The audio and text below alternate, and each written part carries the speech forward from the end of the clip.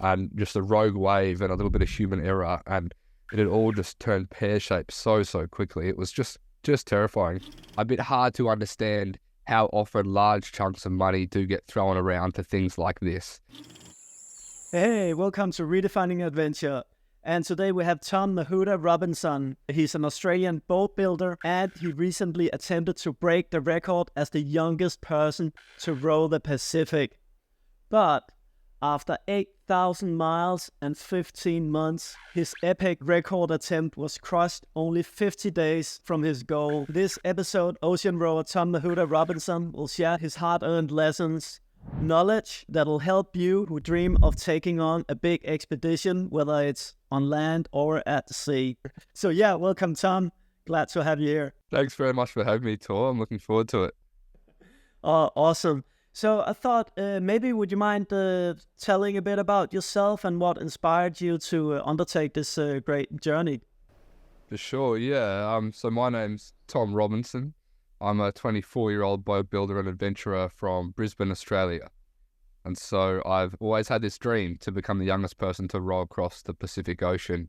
And so in July 2022, I set off from Lima, Peru, South America, in a 24-foot wooden rowing boat that I designed and built. And I set off on this journey to cross the Pacific.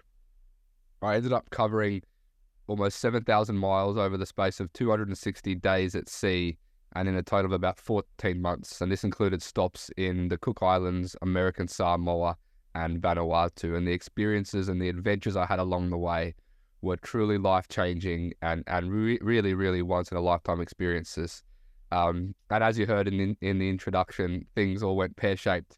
Just before the end, I was 90% of the way across the Pacific, and unfortunately the boat was capsized by a rogue wave, and I had to be rescued by a passing cruise ship. I also happened to be in the nude when that happened, for better or worse. So now here I am able to tell the story of my adventures across the Pacific. Oh man, that sounds so epic. Yeah, and actually there is another caveat to this story, but I think let's keep that till the very end of this program here. But I'm wondering, like, so young Tom Robinson, you're into boats, but like, how do you get this idea you want to become a boat builder and yeah, take it from there? Yeah, for sure. So this whole journey began when I was 14, so 10 years ago. And at that stage, I was living on the river here in Brisbane with my parents, and I was rowing to and from school every day. That's how I got to school. And I was making rafts, and I was fishing, and I was just obsessed with the water and the sea and living this real Huckleberry Finn-esque sort of childhood. And I was also reading a lot. So I was reading lots and lots of books about sailors and rowers and solo adventurers and all these different sorts of people. And I was so inspired and enthused by their stories. And then I think one night I'd been on the internet and I was always researching different adventurers and different routes and different options for adventure. And I sort of stumbled across rowing the Pacific as a possibility, and I was instantly captivated by this idea. It really had all the hallmarks of a great adventure, combined with the serious physical aspect that you don't really get as much when you're solo sailing, because I knew I wanted to have a solo adventure. And then so the next morning I woke up really early and I looked in the mirror and I told myself, Tom, you're going to row across the Pacific Ocean. You're going to be the youngest person ever to do it, and you're going to design and build yourself a boat to do it in. And so that's where the dream began. And then I guess from there, that sort of led to my passion of boats and boat building, boat design. And so after finishing high school at age 17, I began a 4-year apprenticeship as a boat builder. And then I thought, well, that's going to give me the skills I need to then build my own boat to row the Pacific. So after the 4 years of my apprenticeship, I quit my job and I started to chase the dream. I started drawing the boat and building the boat. Wow, man, that's amazing. And I love that you got this idea early on, and that was just kind of your direction in life. This is kind of my goal. Yeah. And I think what also really fascinated me about your adventure when I heard about it was that you actually built your own boat. It wasn't like one of these fiberglass things. And just before we get more into the nuts and bolts of how you actually get on with such an adventure, and you know, like financing and all that stuff, sponsors, whatnot. Just just tell me, like, why did it have to be like a wooden boat? Yeah, so I've always been passionate about wooden boats, and for me, wood is really the ultimate building material. It's nice to work with. You end up with a product that's beautiful, and above all, it's a very sustainable material. So it really is a long-term crop. You know, you can chop down a tree and then plant a new one, and then in 30 or 40 years' time, you can chop that next one down, and it's a continual cycle of growth and regrowth. And so for me, it was very important to have a boat made of wood. I knew that it was going to be my home for many, many months at sea. And if you have a plastic boat or a metal boat, that really isn't a very comfortable or homely environment to be in for so long. And so for me, it was very important that it was wood. And also, I knew that if things didn't go to plan, and if the boat washed up on a little island on a beach somewhere, that over the space of maybe 5 or 10 years, that boat would eventually rot away and go back into nature. And so for me, that was really important. Oh man, yeah, that's beautiful. Yeah, I love that. I love that. So you have this dream, right? And now you have the skills to build the boat, but you also need some finance to actually undertake this like huge project. And I guess maybe you also need some people to help you because, like, yeah, it's such a big thing to undertake. So how did that happen now? How did the dream come alive? Yeah. I guess I'll start by saying that as soon as I had this dream to row the Pacific, I didn't keep it to myself. I started to tell everyone I knew that I was going to row the Pacific. So by the time I was 16, 17, people would say, oh, this is Tom, he's going to row the Pacific one day. And so that kind of gives you more support, I think.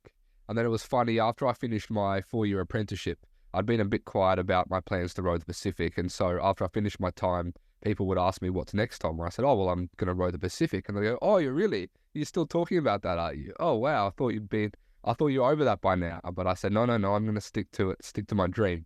And so I think the first and most important thing you can do is tell people what you're going to do and announce your plans early. Obviously, the risk with that is that if you do have a change of heart, then you've got to let people know. But people are very understanding. We're going to go back to your question now, which I've just had a mind blank. Yeah, how do you fund it? Yeah, okay. So I'm sort of just going to take you through that process of that first step. And so for me, once I quit my job, I knew that I could start to design and build the boat, and that I could start documenting this whole journey. And so sort of the first thing I did was I created a website. And I just went through one of the normal providers, probably the most famous one, and you just pay a little bit of money. It really is very cheap compared to the value that you can get from it. You know, you pay a couple of $100. And then I made myself a website, and then and there's a blog feature of the website. And so I began to upload pictures of who I was, what I was trying to do. I gave my journey a label or a name. So that was Tom's Pacific Journey. And I think that's quite important to do that. And then I started this blog, and the intention with the blog was just to keep family and friends and supporters updated with what I was doing and how I was progressing. And obviously that blog really took on a life of its own and has become relatively popular, and people all around the world love to read about my journey and my adventures. And then the second thing I did, it was almost at the same time, was I went to canva.com. I'm not sponsored by them, but it's just a really handy website. And you go there, and I made like a 4 or 5 page document, lots of pictures and text and all this sort of stuff, just outlining my plans. And this was sort of like a sponsorship proposal document. And so it was all this information laid out well about what I planned to do and how I was going to do it, and what I was asking of the person I was sending this to.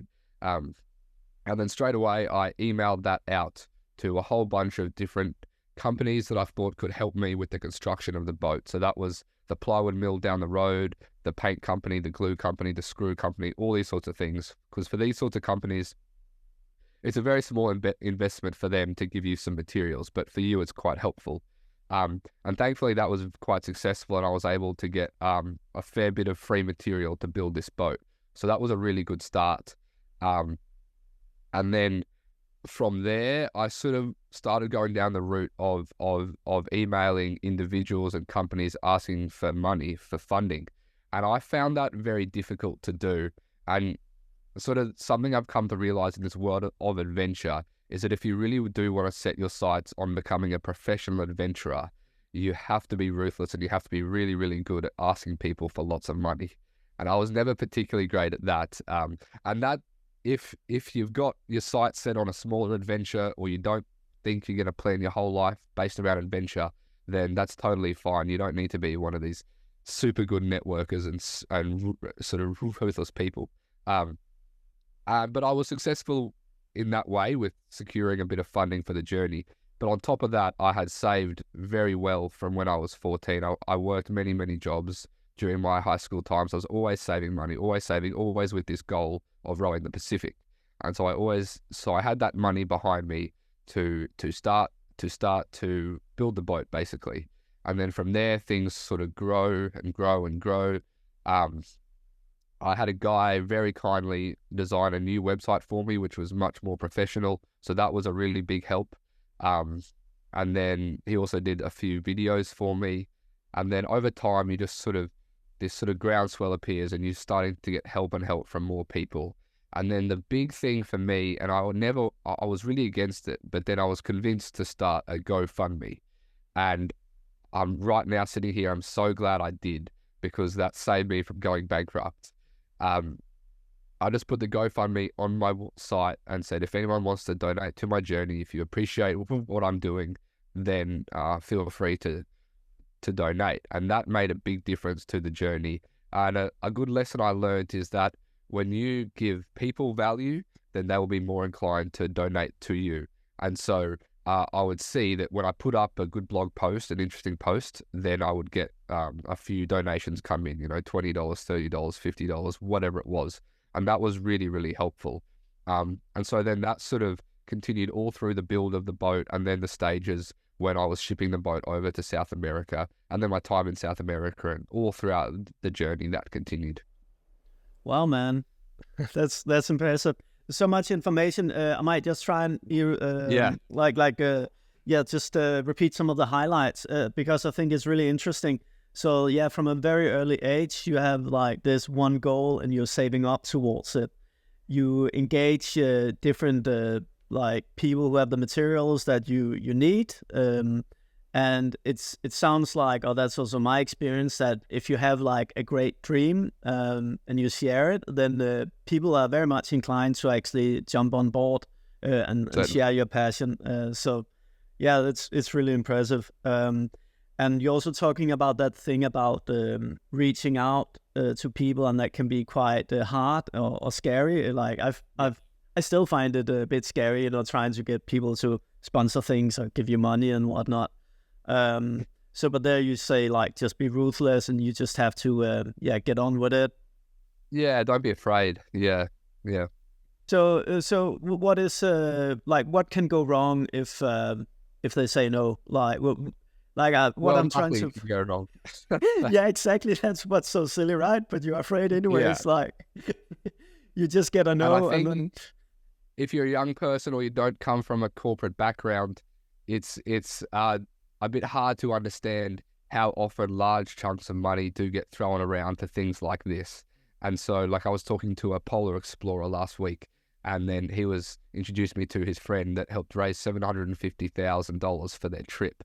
And that was just picking up the phone, and he knew the right people, he was well connected, and he just asked for large sums of money. And so, don't be afraid to ask for more. Even yesterday, I booked in to do a speaking gig, and I was too cheap. Like, I wasn't sure how much I should charge, and I didn't charge enough, and they accepted straight away. And I went, I should ask for a little bit more, but that's all right. It's all a learning experience. Yeah, I think that's a good point. It's a learning experience. But you also say something quite important about your blog post, was that you could see if you created value, then people would, donate to your GoFundMe. So I'm also thinking, like, when you're reaching out to these sponsors, like, what kind of value are you offering them? Yeah, this was a really interesting thing for me. And so you see most people that sail around the world or that row across an ocean, and their boats are covered in stickers with logos and branding and stuff. And I was really against that from the get-go.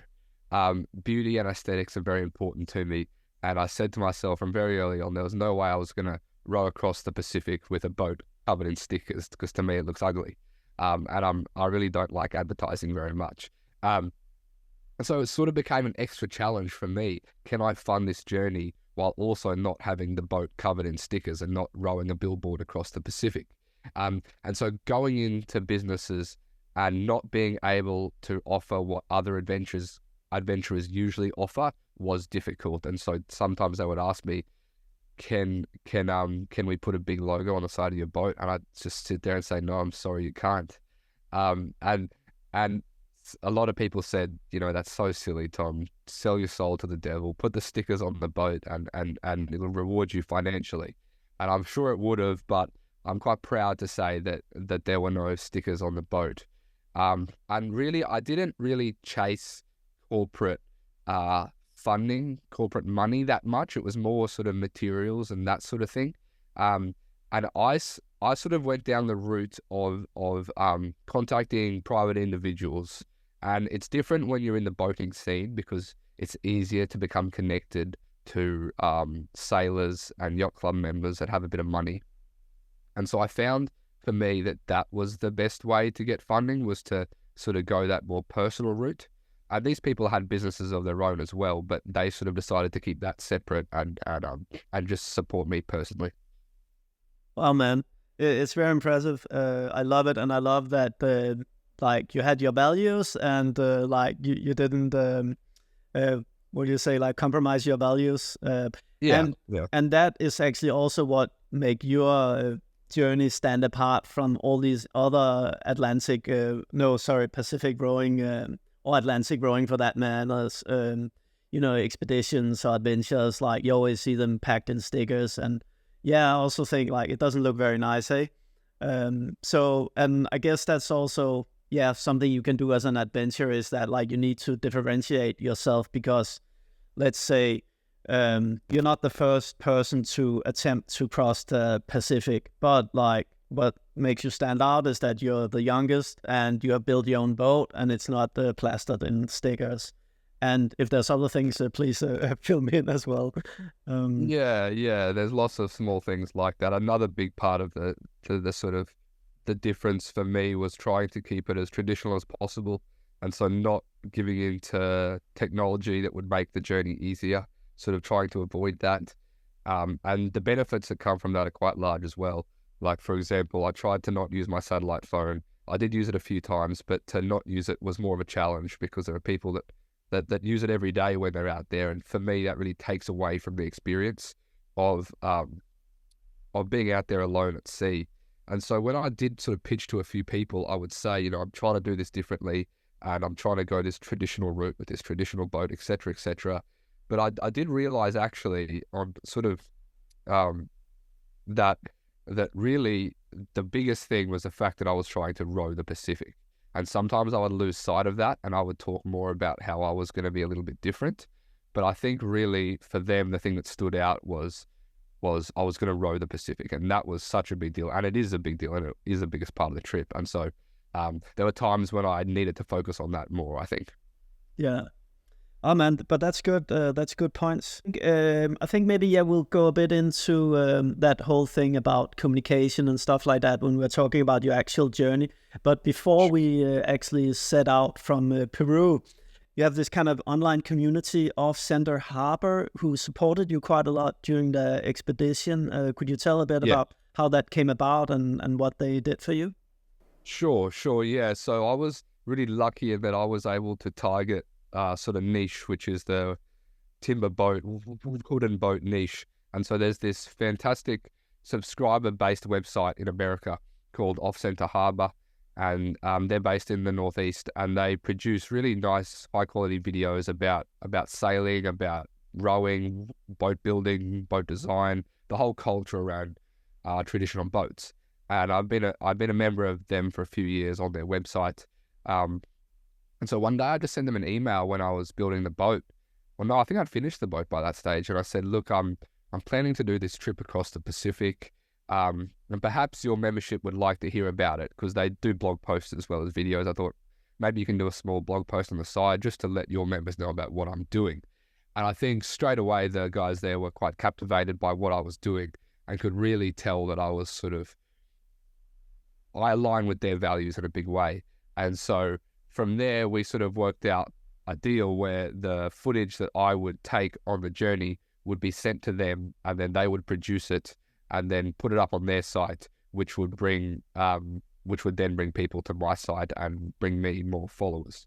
And so far, that's just been a really, really good partnership and a really big part of the journey. And so, quite a few of my followers now are from that part of the world, which is just really good and really, really helpful.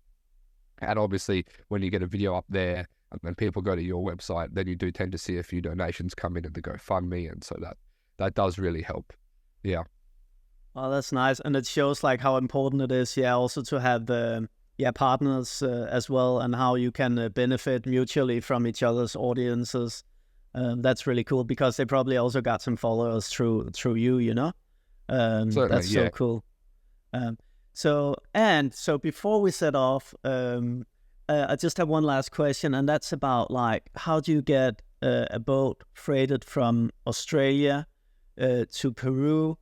And then, like, I guess there's a lot of paperwork to be doing as well, and I guess that's not something you've done before. Like, how did you go about that? Yeah, so that was the hardest part of the preparation for the journey, was getting the boat to Peru. And I always knew it was going to be painful. And most people set off, like there's a few people that have rowed the Pacific, and most of the time they set off from North America because one, it's a shorter route, and two, less bureaucracy, cheaper to leave from there. So many other reasons. But I chose Peru because I wanted to cross the South Pacific. I wanted to really challenge myself, etc., etc.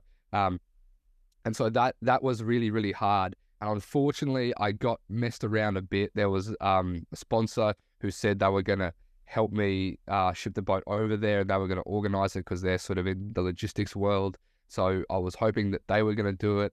And then they pulled out, but they didn't really tell me. So there was a sort of month where I really wasn't sure what was going on. That was really stressful. And then I went into the office, had a meeting, and they sat down and said, yeah, look, we can't do it. It's too complex, because most of the time when things are shipped around the world, you have a container and it's full of just one thing, right? It's full of computers, it's full of shoes, whatever it is. But when you've got a timber boat that's it's got batteries, it's got flares, it's got food, it's got so many different things inside it, instantly that becomes so much more difficult. And then when you go into a country like Peru, which is full of these crazy rules and regulations and corruption, all these sorts of things, it just makes it infinitely harder. And then so the company that couldn't help me anymore, they put me onto a different company. And then this different company I went with, this was during COVID when it was so hard just to secure it, and it was so difficult. And unfortunately, this company, they really weren't interested in me whatsoever. And when you are doing something like this, you need businesses and you need people behind you who can at least somewhat share the dream and understand what you're going through and try and do what they can to help. These people were hopeless. They did nothing to help me, and they really did rip me off. They took me for a big ride. So it took about 6 months just to get a container, and then it took another 5 months for that container to reach Peru. So it was a long, lengthy experience. And then when I got to Peru, it took another month while I was there for the boat to be released from customs. And then just before it was released, I got a message on WhatsApp saying, it's going to cost you another $20,000 to get this boat out of customs.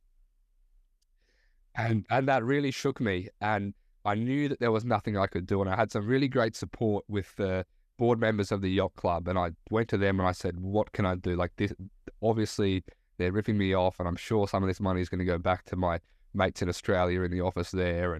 And they said, Tom, look, you need to leave and you need to begin this journey. And so you can stick around if you want and for a few months and try and get some money back. But if you're able to, just pay it and just get on with the journey. So that was a really big hit financially.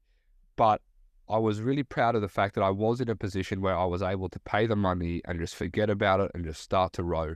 And I didn't have to go begging, which felt good to me, I guess. But that was a really hard part of the journey, that beginning. And just that bill for $20,000 was just ridiculous. So all up, it ended up costing $40,000 to get the boat to Peru. Yeah. So what would you have done differently if you had to do it again? Um, yeah, I guess in the beginning, I relied on this sponsor that said they were going to do it for me. And then I sort of didn't hear anything for a month. And then I started to get alarmed. I should have got alarmed straight away when I didn't hear anything straight away. Um, and I should have just spent more time trying to find a shipping agent that was going to look after my interests. I just got onto this other company because they recommended them to me. And unfortunately, Yeah. No, but anyways, like, and I think that's always like that when you go on a great adventure. There's always some resistance, and it's also like, you know, classic part of the kind of a hero's journey. Is like, you know, the call to adventure, and then there's like the resistance, you know. Okay, so Tom, you're there in Peru, and you're about to set off on this great journey that you have been contemplating since you were 14 years old. So how did you feel? How was that? My departure was a very strange one. The boat Maiwa was all packed up and everything had been finalized, and all these people started to arrive, and they were sort of friends that I'd met in the 2 months I'd been there, and members of the yacht club and of the rowing clubs, and people in the community of La Punta where I was based. And it was so surreal. And then this naval brass band turned up, and I was kind of surprised why this brass band was here. And then I looked at the manager of the yacht club, and he just gave me this knowing smile. And so they'd arranged for this naval brass band to be there for me when I left. I was expecting to leave at 10 o'clock, but we had to wait for the immigration people to come down and stamp my passport. And in typical sort of Peruvian fashion, it took longer than expected. And so I was sort of waiting around there for ages and ages and ages until finally they turned up, and everyone was so happy by then because there was all these yachts and boats in the harbour just expecting me to start rowing at any moment. So they had to wait for ages. Anyway, eventually they came and they stamped my passport, and I signed a few bits of paper, and everyone started erupting and cheering and clapping. And I made my way to the boat, and I got changed into my rowing clothes, and I undid the mooring line, and I just began to row. And it was just such a surreal feeling of all these boats around me, people waving and sort of cheering, and there I was pulling on these oars. And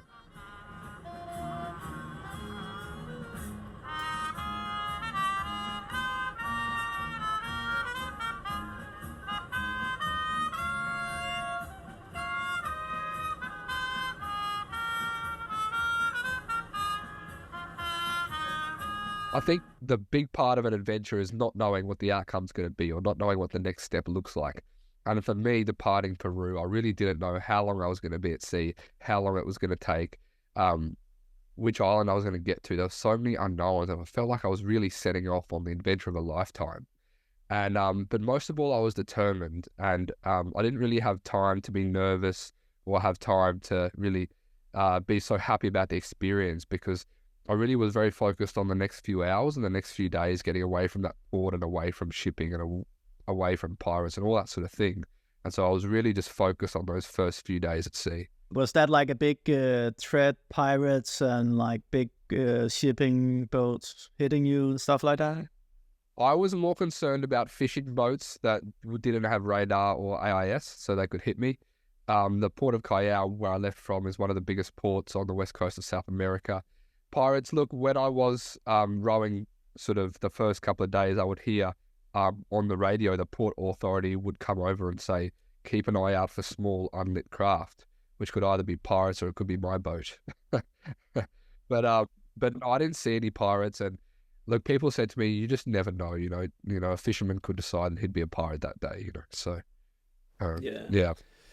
Oh man, that sounds amazing. Finally, you're just sailing towards the horizon. Oh man.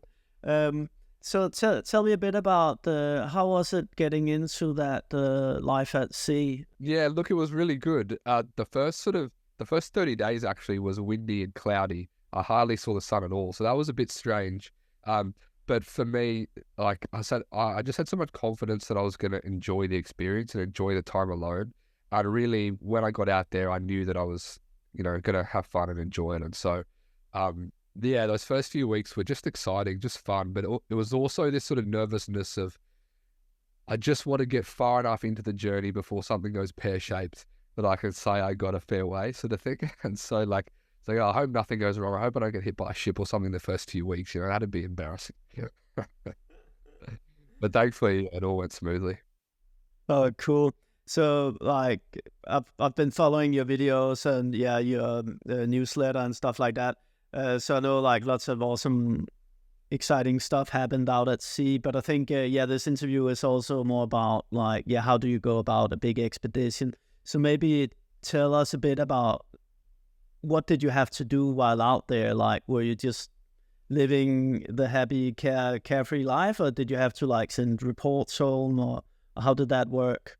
Yeah. So I had a satellite phone, and then I had this device that was meant to be able to send emails through the satellite system, not like a normal, Gmail, but this funny system on your phone. It was all very strange, and it never worked. It never worked. So the first month I tried multiple times and wasted a lot of my credit, my sat phone credit, trying to send out an email to my parents at home, the shore team, and a few other people. I never got that out there. It never worked. And so really I was just Sorry, silent out there. which device was that? It was called a red box. It's a bit of a sort of archaic bit of technology. There are people on yachts that still use it sometimes, and people that have rowed the Atlantic have used them before. But it was always clunky and funky, and it never worked for me. I tried so many times. And so, so I really didn't have any communication. And so for the first 75 days, I just sent the odd text to my dad telling him what was up, and he might give me a bit of advice about the weather or ships in the area, etc. Then after 75 days, I made my first phone call. But really, I was alone out there, and I really had no need to contact the outside world. So thankfully, my parents at home or my shore team, they were able to send out a couple of updates to the subscribers with just a little bit of vague information about what I was up to. So for me, because I was at sea for so long, it was really important to have someone at home that could update the subscribers. If I can just add to that, obviously, if you're creating value for followers, to be able to be connected to the outside world would be so valuable. But then you would also lose that amazing experience of being alone at sea. And so it really is a trade-off. And nowadays, with Starlink just coming in now, that really does change the whole face of offshore adventure and the possibilities.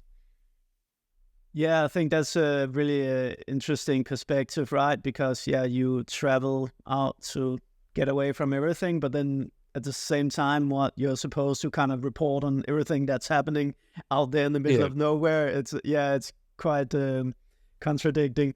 But did it stress you out? Like, did you get stressed about, okay, I promised all this to all these people, all my followers and sponsors, and now I can't supply anything? It did in the beginning. It did stress me out a lot. But then I just got used to it, and I've got a tracker on the boat, which was linked to the website, so I knew people could track me every day. But really, I was just so happy to be out there alone. I was just glad to not have to think about the outside world, really. Yeah. Cool. And how was it like? What was the longest stretch for you alone? Was that like 5 months, or how long time were you rowing? Yeah, that was 160 days, which is right on 5 months. Yeah, a bit over. So yeah, long time with no people, no land, just absolutely nothing. And I made, maybe half a dozen sat phone calls, and that was it. Yeah, it was nothing out there. It was beautiful, and I had no music, no videos, no movies to watch, nothing. It was just me and the ocean and the oars and silence. It was just magical, absolutely magical. But you didn't feel lonely? Never once. No, I never felt lonely. No, I didn't particularly miss anything. Okay. It's a bit mad when you talk about it so casually, but no, I didn't get lonely. Yeah, because I've read a book about a solo sailor trying to, circumnavigate the world alone, and he got really nuts but he had a girlfriend back home and stuff, and so he got all these jealousy thoughts, and like it really messed with him. But I guess it's also the type of person you are as well. Some people just enjoy. And the girlfriend or partner thing's interesting. And I had a girlfriend before the journey, before I left. But unfortunately, very sad I had to end that relationship just because I knew that I wasn't going to be able to truly enjoy the solitude if I knew there was someone at home waiting for me. And so for me, it was very important to sort of, to some degree, cut my ties with the rest of the world and not have anyone there waiting for me. So how was it then coming ashore? Because you didn't sail the all way straight. Like you had to, as you said in the beginning, stop at different atolls and stuff like that. So how was it suddenly coming ashore after spending 2 or 3 or 5 months alone, and then suddenly you're at this beach full of people? Yeah, it was so surreal. Yeah, most people that row oceans and that row the Pacific, they go non-stop. That is perceived as being the greater challenge, to go non-stop. But really, stopping along the way is the hardest thing, trying to make it to those tiny islands and not being blown off course. And then you go through the whole emotional highs and lows of an arrival and then another departure, another arrival. So really stopping along the way just makes it so much more difficult and more dangerous too, because as soon as you get close to land, that's when you're in that danger zone. And so for me, when I finally stepped ashore on Penryn Atoll in the Northern Cook Islands, very isolated place. 200 people live there. It was such a surreal feeling, and I couldn't help but smile. And really, my memory sort of fails me a bit for those first sort of couple of hours, just because it was such a sensory overload for me to have all these people around me. It was so strange. Yeah, but beautiful, just the most amazing experience. And to be welcomed into this community of beautiful people was just exceptional. And when I first stepped ashore, I shook hands with this man, and he said, "Tom, welcome to Penryn. It's a pleasure to have you here. But I must inform you that your name is no longer Tom Robinson. You are now Mahuta Hoi Hoi Asanga, which in our language means the warrior that has paddled from afar. So welcome to Penryn, Mahuta." And so for the next 4 months, I was Mahuta, and it was just such a beautiful experience. Oh man, that's moving. That's really beautiful, because people in the Pacific, they're just so welcoming. To have there's something about it. So how did it feel to in a way, you're coming to this little society, right? And then you're kind of, what do you say, like you're not imposing on them, but still like you're there, and they can't really tell you to get out of there either. So in a way, you're actually coming there, and then you're taking in, but you're also using some of the resources and things like that. How did that feel? Did you reflect on that? Or? Yeah. Like, I got really lucky that I just ended up on one of the most beautiful, friendly islands in the Pacific.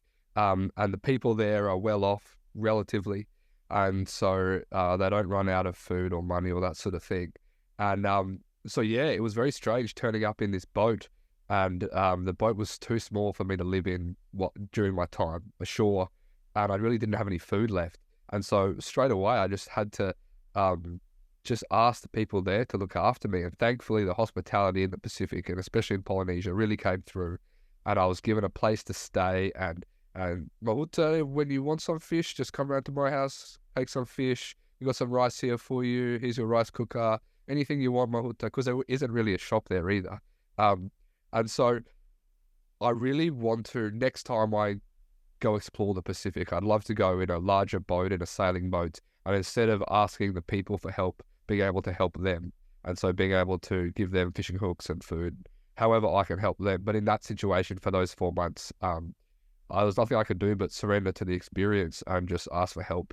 And I did give back in some ways. I helped when we built the new house for the minister, and I got involved with island life as much as I could. And I think for them, that was the real reward of helping me, was that I got involved with their island life community and with church and singing and dancing and all these sorts of things. And so they really, really valued that. Yeah, and in a way, like, it must also be pretty entertaining to have a new person living on the island and having these stories and this special boat as well. Yeah. And I've really stayed in contact with all those people from the island, and it's such a great community of people. And there's some of them here in Australia too. And so it really is just a wonderful thing that I've got this another part of my life now, this island and these people that I feel a big part of. Oh, beautiful, man. So of course, there's lots of stories to tell from these islands as well. I'm very much aware. So, but I'm thinking, as you got like to go on these different islands, you could suddenly upload a lot of imagery and whatnot. How was that managing that whole following? Did people just do it for you back home, or did you have to do things as well from those remote places? Yeah, sure. So a following is a funny thing, and it depends in what way they follow you. And so I'm really not really good at social media. I don't enjoy social media. It's a real shame because with the footage I took and with Instagram and the way it works, you could really get a very large following by uploading small short reels, those sorts of things. But I was never much good at that. But I love to write, and so the people that follow me, usually they do so because they enjoy the blog posts I create. And so I judge my following based on the amount of subscribers I have to my email list. And so they're people that get my updates and blog posts straight to their inbox. And so for me, it was about trying to tell my story to them. And the best way to do that was through pictures and through blogs. And with the way the internet is on those islands, I wasn't really able to upload videos, but I could do pictures and text. And so from the moment I got there until I left, basically, I was blogging about the first leg, the 160 days, and then about life on the island. And that was just between me and the computer and the followers. That really didn't involve outside help particularly. Yeah, that's cool. I like that thing that you don't have to race around on like 3 or 4 different platforms and try and reach everyone. It sounds like, you just built a following that really enjoyed reading your newsletter. And there's many experts that also argue that newsletters is like actually the best way to create a following, because then you have their permission to actually send them an email, and often they read it as well, instead of you just throwing something out on someone's Facebook feed, and maybe they see it, maybe they don't, but it just drowns in all the other clutter. And I think that when you are writing sort of lengthy essays and blogs, you do get a more sincere following. And so if you're just doing reels on Instagram or Facebook, people will just scroll through and that's about it. But when you really hook them in and they've got to read through this thing that's going to take 20 minutes, then you really do have a much greater chance to tell your story how you want it to be told.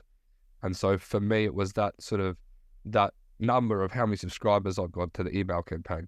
That's the sort of thing of value, I think. So I'm also thinking, like, if you're thinking of writing a book and so forth, then you already like have the core audience there because they enjoy reading, Exactly. So that makes really good sense. And you can combine that with Facebook as well. So every time I did a blog post, I'd just copy paste the link into Facebook and share that on Facebook. And so that was sort of people who didn't subscribe to the email list, they would get it on Facebook instead. So there's a few different ways you can go about it. But really, this is all very, very simple stuff. You can really go in depth with social media and do so many different things. But what I was doing was really very simple, but very effective as well, I think. Was it ever like stressful or overwhelming that like now I have to send something out to these people again, like I can't really be bothered, just want to row or whatever? Yeah, look, I never set a goal for I'm gonna have an update out every 3 weeks or every 10 days or whatever it is. And I think because there was those long stretches at sea where the people didn't hear anything, they weren't sort of expecting consistency there. I think for most of the journey, I averaged, except for the time at sea, I averaged a blog post every 2 weeks, I think. But really, I just wrote it when I felt like writing it. But it does take a long time to write and then to edit and then to edit again and then to upload the pictures and then make sure you get everything right before you send it out to all the subscribers and back and forth. It is very time consuming, actually. Yeah, you're right. It's a lot of work actually, and especially if you have like multiple platforms, it just becomes even more to do. So, it makes really good sense just focusing on one or two. Talk a bit about what safety strategies you had, and maybe also like what fears did you have, and maybe that can lead up to the big drama coming. Yeah. So like safety, what was your plans there, and what were your emergency plans? Yeah, so my boat was basically very similar to most other yachts that are out there sailing and most other ocean rowing boats. So I always knew where I was with GPS. I had a backup sextant as well that I use sometimes. I had three separate EPIRBs, one inside the cockpit, one in the cabin, and a personal one. I had a life jacket and harness. I had a life raft, which wasn't necessary because the boat's unsinkable because firstly it's made of wood and secondly there's foam flotation on board. Radar reflector, all sorts of different, satellite phone was a big one. So all sorts of different things like that. And basically, if you do get into trouble, the number one thing is being able to communicate. So being able to tell the world that you're in trouble. The boat's like a lifeboat anyway. It's full of food and water and all those sorts of things that you need. So the biggest thing is communication. If I would have done anything differently, I would have had a backup satellite phone, because they really are, they feel very cheap and flimsy, those things. But so perhaps a backup satellite phone could have been good, but I didn't need it. So the backup EPO for me was important. Yeah. And then sort of for me, I think the biggest risk ocean rowing, there's the risk of being hit by another boat, which I think is actually a bit higher than you'd expect. I saw lots of ships out there and some came quite close. So every time I did see them, I'd get on my VHF radio, I'd call them up and I'd say, can you see me on your radar screen? And is my AIS showing up, which is the ship identification system? And so they'd always reply, yeah, I can see you on my radar and you're coming up on AIS. And that means that the person in the bridge of the ship can click on your arrow and they can see the name and the size of the boat and where you're heading and all these sorts of important information. And so I think for me, the biggest risk probably was being wrecked on an island. Just because when you do get close to an island, things get very dangerous because an ocean rowing boat, very hard to maneuver when the breeze is against you. And then the second biggest risk is capsize, obviously. And the thing sorry to interrupt you.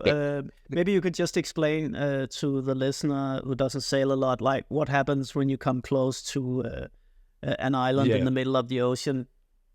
For sure, yeah. So when you're approaching an island and you're in a motorboat, things are very simple. You can go whichever way you want to go and make your way towards. If it's a lagoon, make your way towards a passage through the reef and into the lagoon, or if it's an island, into the safe port or safe anchorage. The same as when you're sailing. Most of the time you've got a motor anyway, so you can maneuver easily. But when you're a rowing boat, and it's a big boat, it weighs almost a ton, and you've only got about 2 horsepower you can produce with your hands and those oars. You've got a large boat.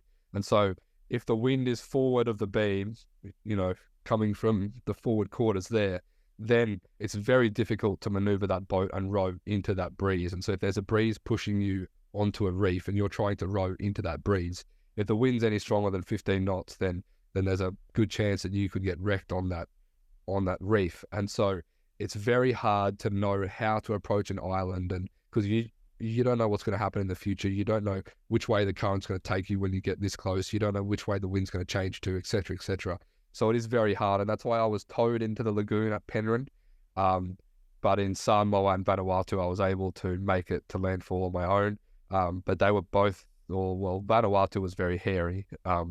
Samoa was pretty good. I got lucky there, but Vanuatu was quite hairy.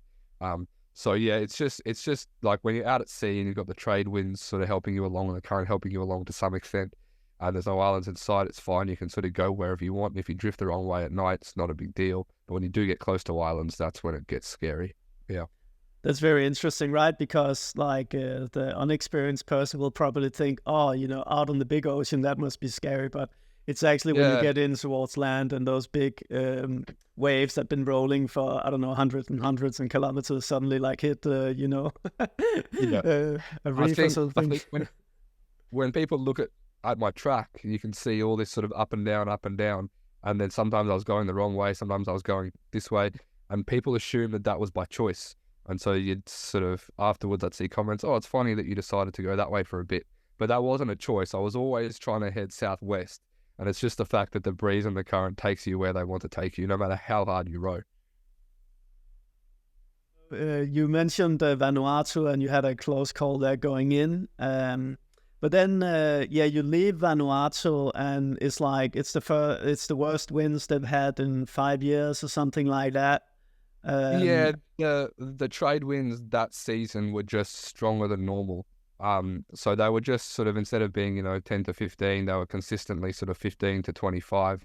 And I was trying to find a window when I could leave when they'd be calmer, but it didn't eventuate, and I needed to get back to Australia before cyclone season began. And I'd been through some very strong winds in other parts of the journey as well, so I knew that myself and the boat were capable of it. Between Samoa and Vanuatu, sometimes it blew 50 knots. Like it was full on there. And so I set off from Vanuatu.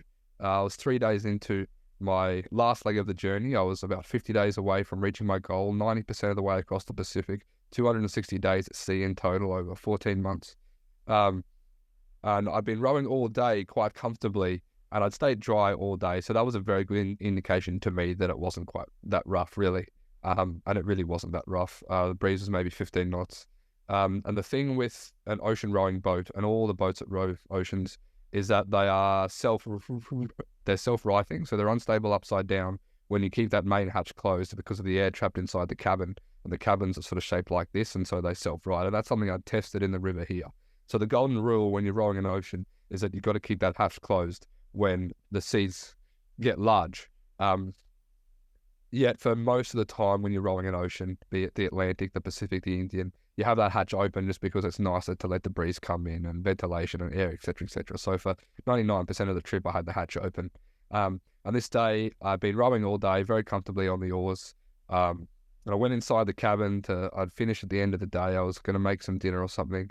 I decided I'd leave the hatch open. I thought, it's really not that rough out there. I've stayed dry all day. I can leave this hatch open and let some air come in. I'm sitting there looking out the hatch on my bunk, and then all of a sudden I hear this just enormous crashing sound, and I look out the hatch and the whole boat just gets engulfed by this huge, huge wave, and instantly the boat is flipped upside down. And that was just terrifying. It was so, so strange. I found myself holding my breath in this cabin upside down that was completely flooded. No, I just had no option but to just swim out through that hatch underneath the cockpit and then surface next to the boat and hold on to the upturned boat. And my mind just raced. It was the strangest thing. This is like worst case scenario sort of situation, the thing I'd been dreading the whole trip. And just a rogue wave and a little bit of human error, and it had all just turned pear-shaped so quickly. It was just terrifying.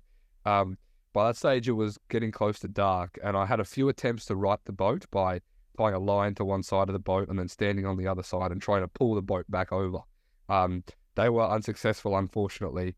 And then so I climbed onto the upturned hull and sat there, and by this stage, the sun had gone down, and I thought, well, what's next, Tom?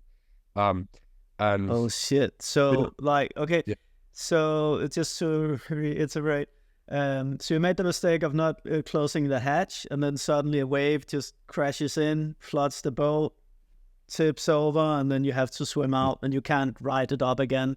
And then the sun is going down, and you find yourself out in the middle of the ocean on the hull of this boat, Maiwa, as you named it. And you're sitting there on that hull, and you're seeing the sun going down, and you're naked. You're stark naked as well. Yes. Yeah. So I can't imagine any more vulnerable situation to be in. Like, how did you feel? Yeah, it was so strange, and really the adrenaline was pumping the whole time, and so I don't think I really had a chance to really deconstruct it and think about it properly. But it's so strange. I find in these really extreme situations that this positivity comes over me. This really strong positivity comes over me. And so I was remarkably positive through that night and through that experience. And just before it got dark, I realized that my EPIRB that was still attached to the boat would be going off automatically. And it's not meant to go off automatically when it gets wet. If it's still inside the holster. So it's got a holster, and if it stays in the holster, it gets wet, it doesn't go off. But about a few weeks prior, that holster had broken. And so then the EPIRB started going off randomly when a wave had hit the cockpit, and then I had to go inside, dry it so it would turn off. And so unfortunately, I knew that EPIRB was going to be going off, and I had no choice. And you can't turn these EPIRBs off. So I had no choice but to swim back underneath the boat, get the EPIRB out of the holster, and then climb onto the upturned hull and just hold onto that EPIRB. And that was sort of the moment where I thought, well, perhaps this might be the end of the journey for me. I didn't know how long it was going to be until help arrived, and there was still a big part of me that thought that the next day I would probably be able to right the boat by flooding certain sections of the hull, and then using an oar perhaps for leverage. So there was a big part of me that thought I was going to be able to right the boat the next day and then continue on the journey. But I just had to get through that night. And so I'd read stories about these very extreme situations, and people say, it's going to be the longest night of your life. And so I really settled in for what I thought was going to be the longest night of my life. And when things get very serious like this, you really have to set really small, short-term goals just to get through these hard situations. This is sort of something I'd learned over the years of rowing and over the past year and a half of this trip. And so I knew that it was going to get pitch black soon, and then I knew that after a few hours, the moon would come up. So then I'd have a nice big moon, and that would really lift my spirits and make me feel better. And then once that moon came up, I knew that I'd just have to wait a few more hours, and then the sun would come up in the morning. And then once the sun came up, then I'd be able to try again to right the boat. Then perhaps I'd be able to continue on the journey. So you just had to set these really small goals just to get through that night. And that was a very cold night. As I mentioned, I had no clothes on. I often rowed in the nude because chafe was a real issue and you run out of dry clothes very quickly. So I was in the nude at the time, so I was freezing cold, just teeth chattering that whole night while I was holding on for dear life as these waves sort of broke over the boat and tried to wash me off. So it's a very terrifying situation. And in the beginning, I really did think that was the end of it for me and that I wasn't going to survive. But very quickly, I sort of got this positive attitude again. And once you hold on to hope, and you just got to hold on dearly to hope, you start to pray and say your prayers, and then you know that it's going to be all right and there's someone up there looking after you. And so I just had to continue thinking like that to get through that night. And eventually the time came where ever so slightly I saw this faint sort of purple in the east, and I knew that the night was over and that the sun was going to come and warm me up and that things were going to improve. And not long after the sky started to change, I heard this jet overhead. I saw this jet. It started to circle me, this small plane. And for me, that was really when things got serious. That was when I didn't just feel like a kid on a boat in the middle of the ocean. I realized that there were people out there doing things for me. Because when that EPIRB's going off, it's flashing. You don't know if anyone's picked up the message. There's you don't get any confirmation. So you just sit there and you hope and you wonder. So when I saw that jet, that was when I realized things got serious, and it kept circling and circling. And I went, God, this is full on. I feel a bit bad now. And then I said to myself, I'm pretty sure after the sun comes up pretty quickly, you'll see a ship come over the horizon. And just like that, after about probably half an hour, I saw this big black thing on the distance, which was this ship coming. And my mind was just going everywhere. It was so strange. And that was the moment that I realized that I was going to be safe and I was going to survive, despite the fact that I knew that it was going to be very dangerous to try and board this ship. The ship got closer and closer and closer. And I realized it was a cruise ship, and I just couldn't believe it. And that was the first time I sort of became aware of my nudity. And surely this is some sort of joke. This is a bad dream. No way that there's a cruise ship here that's going to pick me up. And as it got closer and closer, I saw literally hundreds, if not thousands of people lining the decks with big photographic lenses this long and binoculars and all sorts of things. And there I was in the nude after a very cold night. So it wasn't ideal. But beggars can't be choosers in that situation. And the ship came closer and closer and closer. They threw down a rope and a ladder, and I managed to climb up this ladder and into the safety of the ship. And people ask me, what a strange juxtaposition that is, going from your simple life at sea to the decadence and the elegance and just the excess of a cruise ship and a buffet and all the rest of it. And it was strange. I was on that ship for 3 days, but honestly, the adrenaline was still pumping. Everything was so surreal and strange. I'd been through quite a traumatic experience, as you can imagine. So it really wasn't until a month after that I really began to process the whole experience and sort of realize just how crazy and unbelievable and strange it was. Wow. So yeah, man, that's pretty full on. So you had to ditch Maiwa, your boat. You had to ditch that when they rescued you, right? Um, Yeah. There was no so hope that they were gonna, yeah. yeah, so I'm just wondering, like, how did you feel? Because you were talking about the EPIRB and you're like, oh no, it's gone off and stuff. Like, so I guess maybe you had a bit of mixed emotions because, like, you had built this boat, as a dream since you were 14 years old. You're like, what, 23 at that point now? Um, you build this boat, suddenly it's upside down, and then you're talking about, okay, maybe I can upright it, and maybe I can actually paddle, like continue the journey. But then EPIRB goes off and they save you, and you have to ditch your lovely boat. How did that Yeah. feel, like that whole thing? Yeah, once again, I think the adrenaline was still really going, and so I didn't really just have the capacity at that time to process what was happening. And a lot of people assumed I had this really strong emotional connection to the boat, but I'm not really that type, to be honest. And so obviously it was a shame to see her go, but at the same time I felt like she'd served her purpose. We'd had a lot of fun together. She'd been a really great boat. I was really, really happy with how she performed. And if this was going to be the end, if this was the last time I saw her, then so be it. I can always build another one if I want to. But I didn't really mind. Yeah. Mhm. Okay, that's nice. So you could also let it go in a way. But there's actually a caveat to the story on epilogue in regards of Maiwa. But before we get to that, I'm just wondering, like, how was it going back to what do you say, like modern world or like normal Yeah. society, and also maybe also fill us in on like how that was, and then also like you had also attempted a record, and that kind of went down the sink in a way. Yeah. So how did you feel about that? Yeah. Look, it's so funny for me while I'm out there rowing in the Pacific, you have so much time alone to think. And there are some people that are very good at living in the present. And there are some people that sort of live in the future and some that live in the past.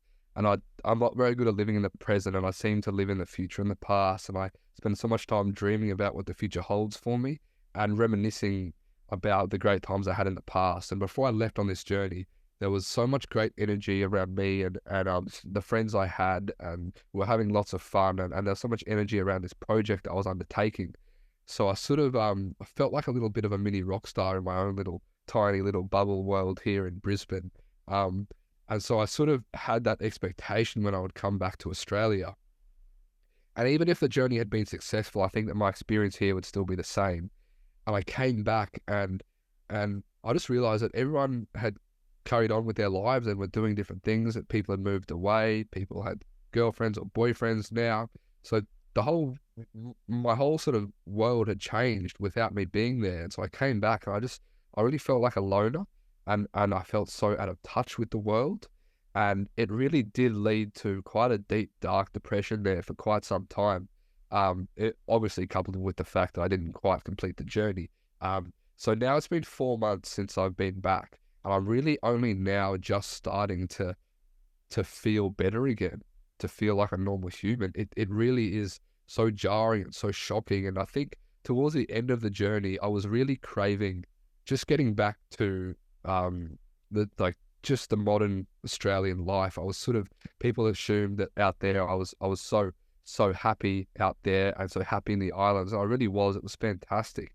But after a while, because I do love to work, I love to work hard. And so after a while, I was just craving coming back to Brisbane, coming back to working, maybe starting a business, who knows. And so when I did come back, there was sort of I just felt so alienated, and everything seemed so insurmountable and so difficult. And so that for me was a real challenge, and it is still something that I'm working through now. Really, really difficult for me, yeah. Yeah, man, I can totally relate. It's really hard getting back from a trip like that. I also made a video about it. Watch that. Yeah, Watch that one after great. this video. uh, But so what helped you through this whole process, this whole long downer period? Yeah. So two things helped me. When I got back, obviously, the story went all over the media, sort of in different corners of the globe. So I did have adventurers reaching out to me, especially Australian adventurers, yourself included, reaching out to me and just saying, "Look, Tom, I think I know what you're going through now, and so if you want to give me a call, we can just chat about it." And for that first few weeks or even that first month from when I got back, I was still the adrenaline was still pumping. Things were so new and strange, and I really hadn't come to grips with it yet. So I got these messages. I went, "Oh, that's nice, but I think I'm gonna be stronger than that. I think I'll be right." Then obviously, about a month after I arrived, then things started to come crashing down. And so it was great to be able to chat to fellow adventurers and explorers about that sort of thing. I also spoke to a therapist a bit as well. So I had a friend, and she was a therapist, and so we just sat down a few times, and I think it's really important just to be able just to talk to someone about your experience. And you do realize that it isn't just that traumatic experience in the rescue. It's being alone for so long, and it's that separation from your family, and it's the love you find in those islands that really does change you as a person and changes your perspective. And so just being able to talk to someone was really important. I still haven't got a job yet. I do think that getting a job will really help me, fix me up. But I've had a few different things I've been doing since I got back, as we'll talk about soon. And so, yeah, it is still a gradual process. I'll just share with you one little story. I had a couple of parties when I came back for sponsors and friends, just big thank you dues and sharing my story with people. And before I left, I had a few parties like that as well. And there was so much energy, so much fun. It was just these most amazing, ludicrous nights of enjoyment. And I came back and I was expecting the same thing. And I was telling my story with the microphone, and I had the slideshow, and the crowd was lapping it up. And I could see tears in the eyes of these people when I was telling my story. It was so emotive and emotional. And there was rounds of applause, and there was all these people saying so many nice things. But just deep down, I felt this immense emptiness, and I left the party early that night, and I just couldn't make it through the night. I couldn't look people in the eye. I just couldn't handle it. It was all just too much. It was too difficult, and so that was a really hard moment for me. And it continues to be hard, but certainly things are getting better. Yeah, and it just takes time, and I knew it would. And from the very beginning, when things started to get a bit hard, I knew that it would just take time. And maybe 4 months, 5 months, 6 months, who knows how long it's going to take. Yeah. Yeah. No, but it's really good to hear you're back on your way up. And also, I think I also sent you an email like where I congratulated you. And then I felt like, oh, maybe I should never congratulated you. But I think like this ending was like the perfect ending to your story, because imagine that you had sailed ashore with your boat. Yeah, then you would have become the youngest person to row across the Pacific, but there'll be another younger person doing that, in a few years' time, maybe. Yeah. But like that ending is like, yeah, perfect, like hero's journey ending, like kind of almost died there on the boat and then were resurrected, Yeah. So, and that also makes your story unique, Certainly. There's another aspect to this story which I haven't shared with you yet, Tor. This is just a side note. But I got the record from Guinness. So I got a letter in the mail the other day, with the certificate from Guinness. And like, it's a bit controversial because it depends how you define the Pacific. And so the way they look at it is that east of Vanuatu is not the Pacific Ocean, it's the Coral Sea, in the same way that east of New Zealand isn't the Pacific Ocean, it's the Tasman Sea. And so look, I didn't really have any part in it, but that was the Ocean Rowing Society decided that the record was still mine, and so I did get that record. So that was fantastic, I guess, and nice to have. I think 14-year-old Tom would be pretty excited about that. But the whole journey wasn't about the record. That was a part of it, but I wasn't going out there just for the record, and I think that's important to mention that. And even if there wasn't a record to be had, I still would have done the journey. But when you are contemplating a big adventure, if you can tie in a record with it as well, that really does help with support and getting exposure. Yeah, exactly. Exactly. Yeah. It really makes it also, yeah, more, I don't know, significant or stand out. And yeah, now you're Yeah, on like now you can call yourself a Guinness record explorer. yeah, And, for that sure. also have like a lot of merit, at least on the paper, when you're like selling your speaks or books or whatever. For So, sure. hey, congrats, man. That's amazing. I'm so Yeah, glad to hear yeah, that. That's so good. But it is, yeah, like a label that yeah. is really valuable to have. So that's really cool. Um, Mm. and then, but then there's also this epilogue because share with us, Tom, what happened. Yeah, yeah. So people always ask me, what happened to Maywa? What happened to Maywa? And I had this very strong confidence that I would see her again, and I knew that she would continue to float, that she was never going to sink. And I sort of guess I have a bit of an idea of how the Pacific works and how the people there work. And so I had this quite strong confidence that I was going to see the boat again. And I estimated that she would wash ashore on the Queensland coast somewhere, on the very North Queensland coast. And there was this big question of, would she make it through the reef, or would she be smashed to pieces on the reef? But I felt confident that I would see at least part of her again. And so I was sort of wondering how long that was going to take. I was expecting perhaps 3 months. Um, and then it was 10 minutes to midnight on New Year's Eve just passed. And I got a message on Facebook from someone saying, "Hello, my name is Cindy Murawa. I'm from Ferguson Island in Papua New Guinea, and I have information on your boat, Maywa." And this was just came out of it was so shocking, so unbelievable. So I sent her a message back straight away saying, "What can you tell me? What can you tell me?" And so then the next day she replied to me, and we went back and forth. And we even spoke on the phone once or twice. And she said that her family lives on Panawina Island in the Calvados chain of Milne Bay, the Louisiana archipelago. Um, and they found the boat Maywa, and they pulled it up, and it's sitting on the beach at her mother's house. And I said, "Do you know the condition of the boat?" And she said, "I don't know now, because there's no phone reception on Panawina, but I'll get some information to you. But unfortunately, we can't send you a picture. It's just not possible there." Um, and so I went, okay, that's good, that's good. And then I got, eventually, about a week after, I got confirmation that the boat was in good condition. And so I went, okay, this is it. I'm going to fly up to Papua New Guinea. I'm going to go out to Milne Bay. I'm going to find Maywa and see her there and potentially bring her back to the mainland and maybe even back to Australia. So then I just came back just about a week ago from this crazy 3-week adventure where I flew up to Port Moresby, just avoided all the riots and the chaos and the civil unrest there. I made it to Alatau, and then I jumped on a local trading boat, in this crazy old timber boat, and we steamed for about 28 hours to get out to Panawina Island on a cargo run, and they dropped me and a guide off there, and I spent a week and a half there. I only expected to stay 2 days, 3 days, because the boat was going to turn around and come back, but then there was this tropical low that turned into a cyclone south of us, and so the weather was just atrocious, and these places are stunningly beautiful most of the time, but when the weather's bad and it's raining every day, it's torture there. It really is. And I was stuck on this little tiny island just trying to get off. And no one knew anything about the time or what day it was or when when the next boat was going to come. There was so much unknown. And eventually I got off the island, but we saw Maywa there, and How was I'd been that? fooled. Yeah. Well, I've been fooled a bit. So she wasn't in the condition that I was told she was in. And I think it was sort of this attitude of, let's see if we can bring this rich white man from Australia to our island. He will perhaps bring us gifts because we rescued his boat. And so I think there was a bit of deception there. Perhaps it was just a language barrier thing. But I was told she was in good condition and I was going to be able to tow her back to the mainland. I got there and she was a real wreck. And so we went over.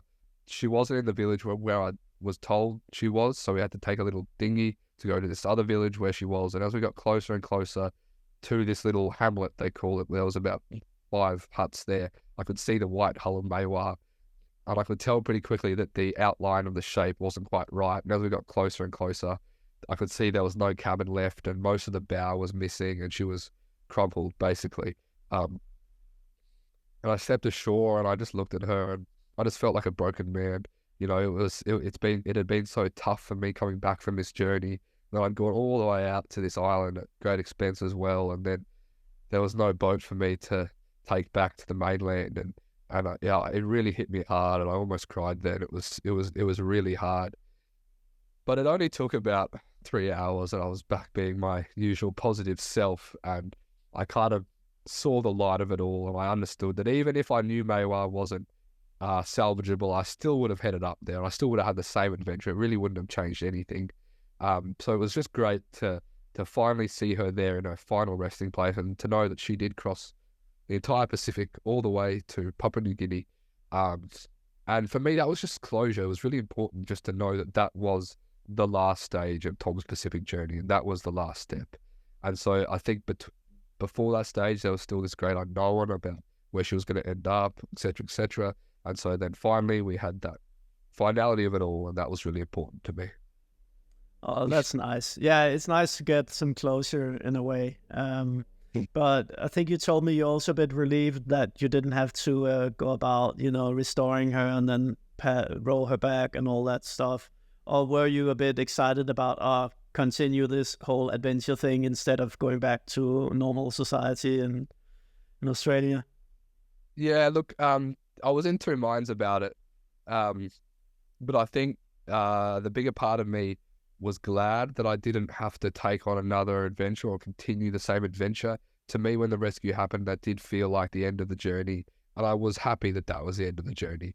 And so the thought of maybe rebuilding the boat and then maybe bringing it to Australia or rowing it home, that was enticing, but also it's expensive and it's time consuming, and I didn't really want to drag out the adventure further and further. And so there was a bit of relief from me knowing that there wasn't going to be this other project I was taking on.